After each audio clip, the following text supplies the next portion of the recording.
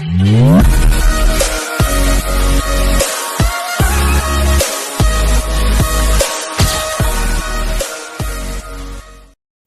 दोस्तों, GS academy YouTube channel में आपका स्वागत है। आज का लेक्चर है बोर्न हैबर साइकिल। चलिए इसे पढ़ते हैं। पहले कहाँ से इसकी उत्पत्ति हुई, तो पहले लैटिस एनर्जी से, lattice energy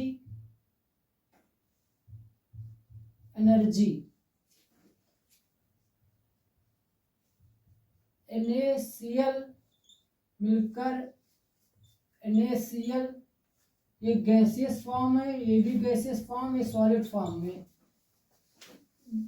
Na plus Cl मिलकर NaCl बनाते हैं, तो इसमें एनर्जी रिलीज होती है। एनर्जी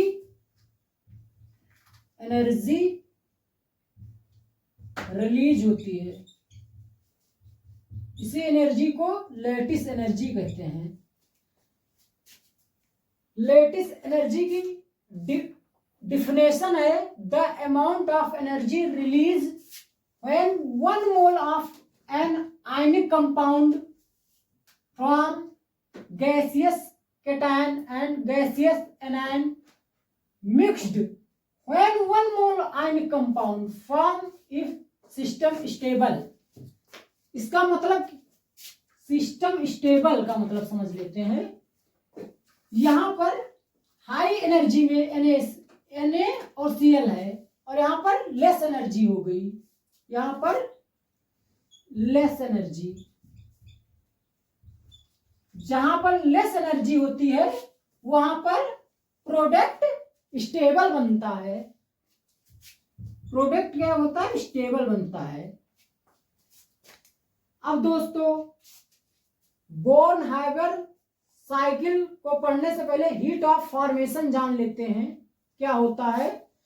तो हीट ऑफ फॉर्मेशन की पहले डिफिनेशन देख लेते हैं। Amount of heat release when 1 mole of compound is formed it's electron in pure stable state. तो Na प्लस Cl से मिलकर NaCl बनता है। तो जो मिक्स्ड हुए Na और Cl, तो NaCl बना, इसमें हीट फॉर्म हुई, तो इसे कहते हैं हीट ऑफ फॉर्मेशन। अब चलिए बोर्न हैबर साइकिल को एग्जाम्पल से समझते हैं।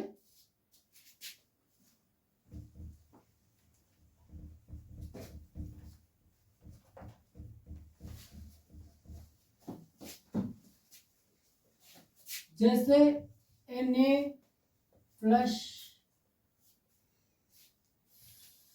मिलकर NaCl फॉर्म, इसको बैलेंस कर लेते हैं, यहां पर हाफ कर देते हैं। ये सॉलिड फॉर्म में है, ये गैस फॉर्म में है, और ये सॉलिड फॉर्म में है। तो बोर्न हैबर साइकिल किस फॉर्म में होता है? यहाँ पर गैसियस होता है, यहाँ पर भी गैसियस। तो यहाँ पर क्या हुआ? अभी सॉलिड दिया हुआ है, तो इसे इसका क्या करेंगे? सब्लिमेशन एनर्जी देंगे। इसे सब्लिमेशन एनर्जी देंगे, जिसे कहते हैं हीट देना, इसको गैसियस स्टेट में लाने के लिए। तो अब क्या होगा? सोडियम गैसियस स्टेट में आ गया। अब इसे आयनाइज्ड करते हैं, तो आयनाइज्ड करने के लिए आयनाइजेशन एनर्जी लगती है। यहां पर आयनाइजेशन एनर्जी देते हैं, तो ये क्या हो जाता है? आयनाइज हो जाता है। तो सोडियम पॉजिटिव चार्ज हो जाता है, और ये गैसियस स्टेट में है। अब दोस्तों, सब्लिमेशन एनर्जी हमें देनी पड़ रही है, तो यहां पर क्या होगा? पॉजिटिव होगा, और आयनाइजेशन भी देनी पड़ रही है, तो पॉजिटिव होगा। अब Cl को भी आयनाइज्ड करते हैं। पहले इसको तोड़ते हैं Cl2 को। तो Cl2 को तोड़ने के लिए बॉन्ड डिसोसिएशन एनर्जी, इसे शॉर्ट फॉर्म में DE कहते हैं, डिसोसिएशन एनर्जी। डिसोसिएशन एनर्जी बच्चों 1 मोल के लिए डिफाइन होती है, तो यहाँ पर हाफ मोल है, तो डिसोसिएशन एनर्जी भी हाफ हो जाएगी। और यहाँ पर Cl हो जाएगा ये गैसियस स्टेट में। अब इसे इलेक्ट्रॉन देते हैं तो इलेक्ट्रॉन देने के लिए इलेक्ट्रॉन एफिनिटी की आवश्यकता पड़ती है। तो इलेक्ट्रॉन एफिनिटी देंगे तो ये आयनाइज्ड हो जाएगा और Cl। इलेक्ट्रॉन एफिनिटी यहाँ पर देते हैं तो निगेटिव होती है, यहाँ पर निकलता है तो यहाँ पर निगेटिव हो जाएगा, और ये देनी पड़ रही है तो ये पॉजिटिव होगा, और यहाँ पर क्या होता है रिलीज होती है। अब इसे कंबाइंड करते हैं दोनों को, इस प्रोसेस को लेकर जाकर यहाँ पर, तब ये फॉर्म होता है NaCl। तो इससे लेटिस एनर्जी रिलीज होती है, लेटिस एनर्जी रिलीज होती है, वो भी माइनस में क्योंकि निकल रही है। अब इसका दोस्तों एक लॉ पढ़ा होगा आप लोगों ने इंटर में सॉल्यूशन चैप्टर में, हेस लॉ पढ़ा होगा। हेस लॉ क्या कहता है कि चाहे सिंगल स्टेप में रिएक्शन हो या मल्टीपल स्टेप में रिएक्शन हो, दोनों का हीट ऑफ फॉर्मेशन इक्वल होता है। तो चलिए इसे इक्वल कर लेते हैं, डेल्टा एच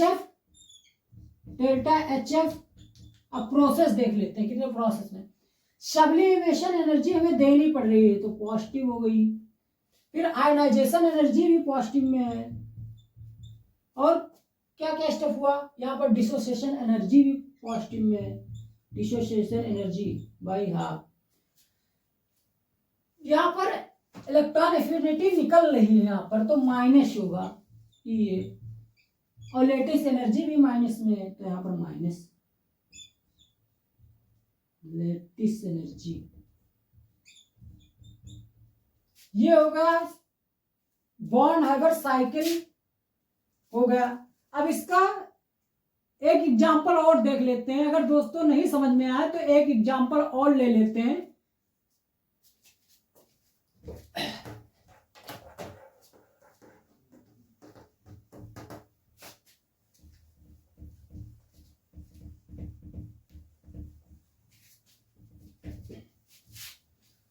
दूसरा एग्जांपल है Mg plus O2 equal to MgO। ये है सॉलिड फॉर्म, ये है गैस फॉर्म, ये है सॉलिड फॉर्म। दोस्तों यहाँ पर Mg की ऑक्सीडेशन नंबर प्लस है और ऑक्सीजन की -2 है, तो हमें इससे पहले गैसियस स्टेट में लाना पड़ेगा। तो कौन सी एनर्जी लगती है? Sublimation energy. सब्लिमेशन एनर्जी देंगे तो पॉजिटिव होगा, तो ये किस स्टेट में आएगा? गैसियस स्टेट में आएगा।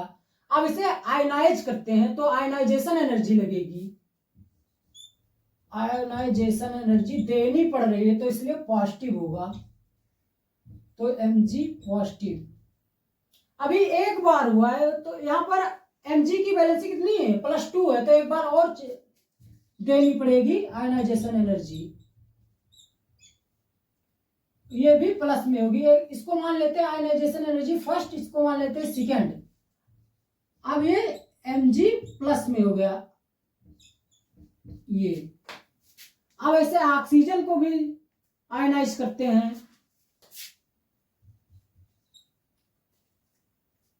ऑक्सीजन को पहले तोड़ते हैं तो कौन सी एनर्जी? Dissociation energy. और डिसोसिएशन एनर्जी 1 मोल के लिए डिफाइन है, तो यहाँ पर हाफ है तो हाफ हो जाएगा डिसोसिएशन एनर्जी, तो क्या हो जाएगा? ऑक्सीजन हो जाएगा, गैसियस स्टेट में है। अब इसको आयनाइज करते हैं, तो आयनाइज में एक इलेक्ट्रॉन जोड़ना है, तो जोड़ने की प्रक्रिया क्या कहलाती है? इलेक्ट्रॉन एफिनिटी कहलाती है, और वो भी निकलती है माइनस में होगा,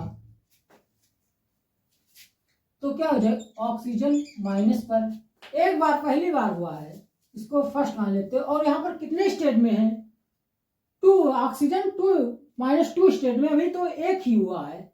फिर एक बार पढ़ना पड़ेगा इलेक्ट्रॉन एफिनिटी 2, इसको मान लेते हैं, और ये निकलता है, तो ये -2 और यहाँ पर पॉजिटिव होगा। बच्चों ये गलती बहुत लोग कर देते हैं कि यहाँ पर माइनस, जब दूसरा इलेक्ट्रॉन एफिनिटी होगा वो पॉजिटिव होगा, क्यों होगा पॉजिटिव?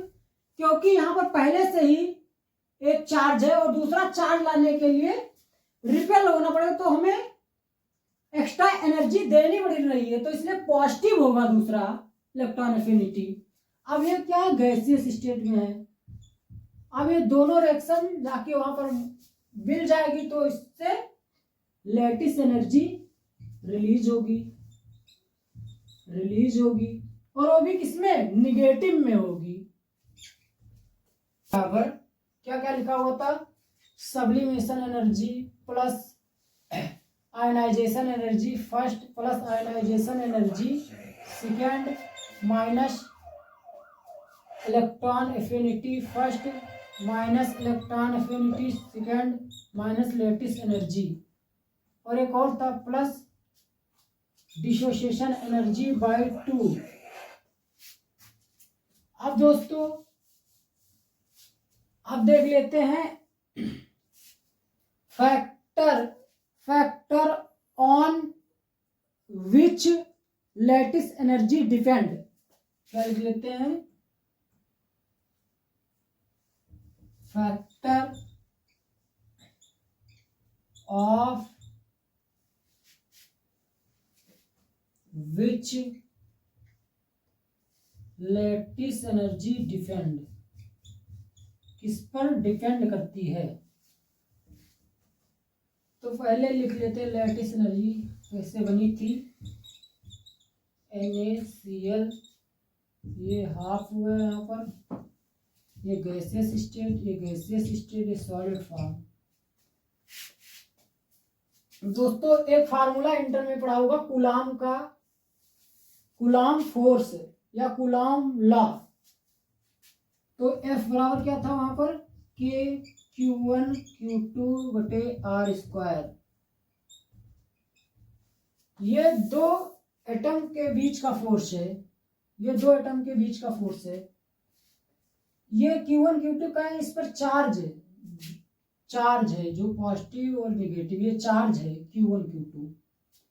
अगर चार्ज ज्यादा तो फोर्स ज्यादा तो लैटिस एनर्जी ज्यादा। अब दोस्तों R क्या है यहाँ पर, ये जो बना है Na और Cl के बीच की दूरी है, NaCl की बीच की दूरी है यहाँ पर, इसे साइज ऑफ आयंस भी कह सकते हैं, साइज ऑफ आयंस। तो साइज ऑफ आयन, अगर साइज ऑफ आयन ज्यादा होगा तो रेडियस भी ज्यादा होगा, अगर रेडियस ज्यादा होगा तो फोर्स कम होगी, तो लैटिस एनर्जी भी कम होगी। अब इसका बेसिक क्या है कि lattice energy proportionally charge, cation या ऋणायन, लैटिस एनर्जी प्रोपोर्शनली 1/साइज। अब दोस्तों क्वेश्चन की शुरुआत करते हैं,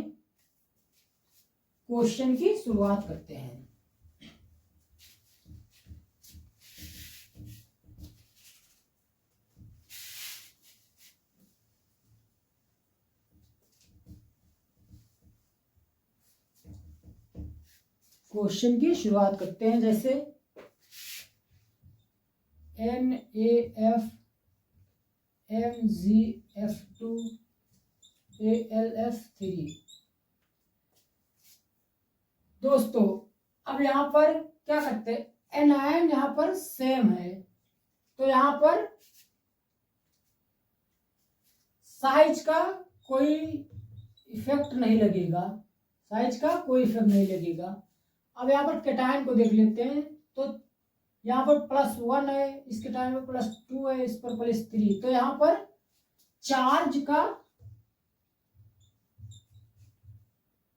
चार्ज कॉन्सेप्ट लगेगा, यहाँ पर तो चार्ज जिसका ज्यादा उसका लैटिस एनर्जी भी ज्यादा। तो किसका चार्ज ज्यादा है, तो इसकी लैटिस एनर्जी भी ज्यादा होगी। दूसरा एग्जांपल ले लेते हैं, जैसे Li2O Li3N।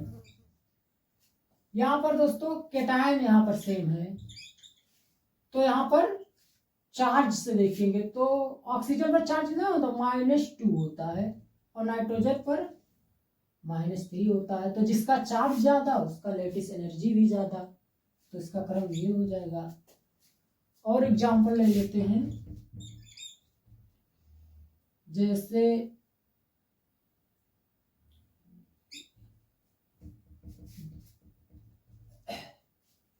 NaCl into MgF2।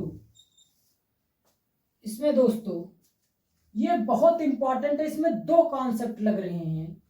पहला कॉन्सेप्ट है Na चार्ज का, तो यहां से चार्ज जीत गया, यहाँ पर चार्ज यहाँ पर। और एक दूसरा कॉन्सेप्ट लगेगा साइज का भी लगेगा, फ्लोरीन और क्लोरीन, क्लोरीन और फ्लोरीन। तो इसमें साइज किसका बड़ा, क्लोरीन का, तो क्लोरीन का साइज बड़ा, साइज क्लोरीन का ज्यादा, तो लेटिस एनर्जी कम। NaF MgF2 AlCl F3। दोस्तों अगर ये फार्मूला नहीं बनाना जानते हैं तो डिस्क्रिप्शन में लिंक दिया हुआ है, जाकर उसे देख लें कैसे फार्मूला बनता है। अब दोस्तों यहाँ पर एनायन सेम है, एनायन सेम है। अब यहाँ पर क्या होगा, कैटायन से देखेंगे तो कैटायन का चार्ज देखेंगे, तो Na+1 है, Mg पर +2 है, Al पर +3 है। तो यहाँ पर साइज का कोई इफेक्ट नहीं लगेगा, यहाँ पर चार्ज का इफेक्ट लगेगा। लेटिस एनर्जी प्रोपोर्शनली चार्ज होता है, चार्ज कैटायन हो या एनायन हो। तो यहाँ पर कैटायन है, तो जिसका चार्ज ज्यादा उसकी लेटिस एनर्जी ज्यादा, तो इसका क्रम क्या हो जाएगा, ये हो जाएगा। अब दूसरा एग्जांपल ले लेते हैं, जैसे Li2O Li3N। तो दोस्तों यहाँ पर कैटायन सेम है, तो इस पर चार्ज देखेंगे। ऑक्सीजन पर चार्ज कितना होता है, -2 होता है, -2 होता है। और नाइट्रोजन पर कितना चार्ज होता है, -3 चार्ज होता है। अब दोस्तों जिसका चार्ज ज्यादा उसका लेटिस एनर्जी भी ज्यादा, तो इसका क्रम ये हो जाएगा। अब चलिए अगला एग्जांपल और लेते हैं, जैसे NaCl और KCl। इसमें दोस्तों एनायन सेम है। अब कैटायन भी यहाँ पर सेम हो, चार्ज के कैटायन पर चार्ज सेम है, तो इसमें चार्ज तो वाला लगेगा नहीं कॉन्सेप्ट। अब इस पर साइज वाला लगेगा, लेटिस एनर्जी प्रोपोर्शनली 1/साइज, साइज ये कॉन्सेप्ट लगेगा। दोस्तों Na ऊपर है और के नीचे है, तो साइज किसका ज्यादा होगा, के का साइज ज्यादा होगा, के का साइज ज्यादा होगा, तो लेटिस एनर्जी कम होगी, क्योंकि इनवर्स है इसका, तो इसका लेटिस एनर्जी ज्यादा होगी। इसका साइज छोटा तो लेटिस एनर्जी भी ज्यादा। अगला एग्जांपल लेते हैं, जैसे NaF और MgCl2। इस क्वेश्चन में दोस्तों चार्ज का भी कॉन्सेप्ट लगेगा और साइज का भी कॉन्सेप्ट लगेगा। पहले चार्ज का कॉन्सेप्ट देख लेते हैं। Na+1 में है, यहाँ पर Mg+2 में है। दोस्तों चार्ज के हिसाब से Mg का लेटिस एनर्जी ज्यादा होना चाहिए, और साइज के तुलना में देख लेते हैं फ्लोरीन और क्लोरीन। तो इसमें साइज किसका बड़ा है, तो क्लोरीन का। फ्रेडरिक टेबल में देख लीजिए, जैसे है फ्रेडरिक, फिर कल बाहर आई आंटी, तो इसमें क्लोरीन ऊपर है और क्लोरीन नीचे है, तो इसका साइज ज्यादा होगा, तो साइज ज्यादा होगा तो लेटिस एनर्जी कम होगी। तो इसके अनुसार से ये बड़ा हो गया साइज के अनुसार। ये चार्ज का कॉन्सेप्ट है, ये चार्ज का कॉन्सेप्ट है और ये साइज का कॉन्सेप्ट है। तो दोस्तों एक चीज हमेशा ध्यान रखना कि यहाँ पर चार्ज डोमिनेंट फैक्टर है,